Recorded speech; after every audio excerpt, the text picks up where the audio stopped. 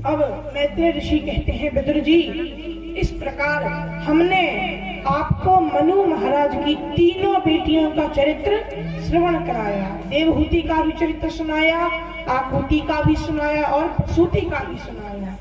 अब देखिए, जो उनके पुत्र हैं उनका चरित्र हम आपको श्रवण कराते हैं। पहले उत्तानपाद का चरित्र श्रवण करेंगे। उत्तानपाद जो है, इनकी दो पत्नियां हैं। एक का नाम है सुनीति और एक का नाम है सुरुचि। कहते हैं, जाये उत्तानपादस्य सुनीति सुरुचिस्तयो सुरुचि प्रेयसी पत्न्योर नेतरायत सुतो ध्रुवम्। मैत्रेय ऋषि कहते हैं, विदुर जी, सुनीति और सुरुचि, सुनीति अर्थात जो नीति के अनुसार चले, जो शास्त्रों के अनुसार चले, और सुरुचि अर्थात जो अपनी रुचि यानी अपने मन के अनुसार चले, वो सुरुचि, और जो शास्त्रों के अनुसार चले वो सुनीति। इसी प्रकार हम सभी का है। हम सबकी भी दो पत्नियां हैं। कौन? सुनीति यानी बुद्धिमानी और सुरुचि यानी मनमानी। ये दो, जैसे सुनीति सुरुचि वैसे ही बुद्धिमानी और मनमानी। अब उत्तानपाद जो है वो सुरुचि को यानी मनमानी को ज्यादा प्रेम करते हैं। आजकल हम सब भी ऐसा ही करते हैं। बुद्धिमानी से, शास्त्रों के अनुसार बहुत कम कार्य करते हैं, मनमानी से अपनी रुचि के अनुसार बहुत ज्यादा कार्य करते हैं। ऐसा ही उत्तानपाद का जीवन है। सुरुचि से ज्यादा प्रेम करते हैं और सुनीति से कम प्रेम करते हैं। दोनों के एक पुत्र है। सुरुचि का जो पुत्र है उसका नाम है उत्तम, और सुनीति के जो पुत्र हैं उनका नाम है ध्रुव। तो एक बार की बात, महाराज उत्तानपाद सुरुचि के पुत्र उत्तम को अपनी गोद में बिठाकर खिला रहे थे। गोद में बिठा करके खिला रहे थे। इतने में सुनीति के पुत्र ध्रुव आए। पिता की गोद में बैठने की इच्छा की तो उत्तानपाद ने तो गोद में बिठा लिया, लेकिन बगल में ध्रुव जी की सौतेली मां यानी सुरुचि बैठी थी। उसने हाथ पकड़ा, हाथ पकड़ करके नीचे गिरा दिया। हाथ पकड़ करके नीचे गिरा दिया। ध्रुव जी महाराज खड़े हुए। सुरुचि ने ध्रुव जी से कहा, देख, माना कि तू महाराज का पुत्र है, लेकिन तुझे उनकी गोद में अर्थात सिंहासन पर बैठने का अधिकार नहीं है। ये अधिकार केवल और केवल मेरे पुत्र को है।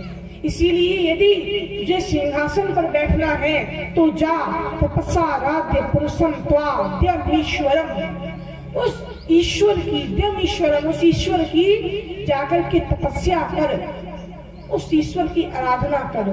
जब वो परमात्मा भगवान प्रसन्न हो जाए, वरदान मांगने को कहे तो वरदान मांगना, हे प्रभु, मैं इस जन्म के बाद अगले जन्म में सुरुचि मैया का पुत्र बनूं, फिर अपने इस शरीर को त्याग कर अगली बार मेरे पुत्र बनकर प्रकट होना, तो शायद तुम्हें सिंहासन मिल सकता है।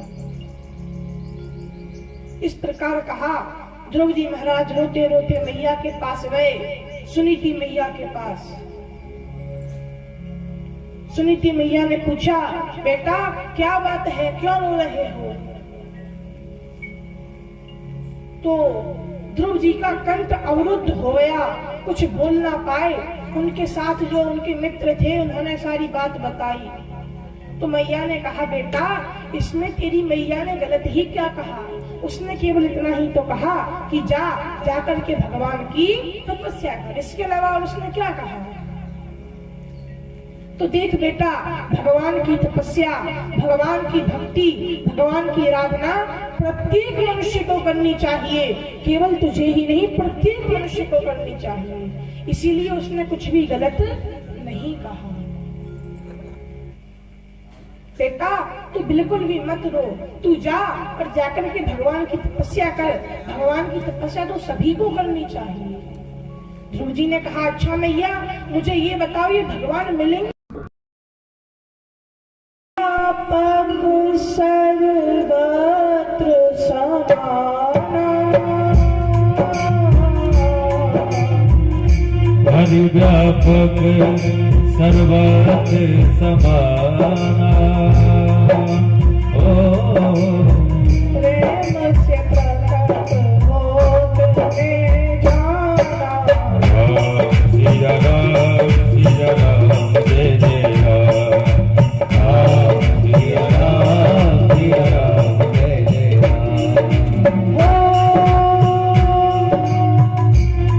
हरि व्यापक सर्वत्र समाना। हरि व्यापक सर्वत्र समाना।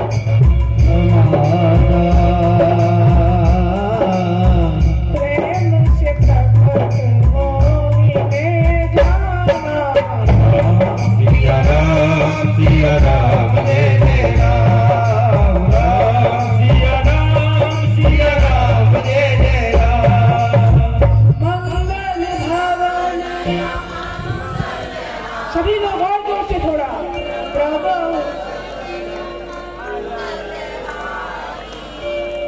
और जोर से राम सिया राम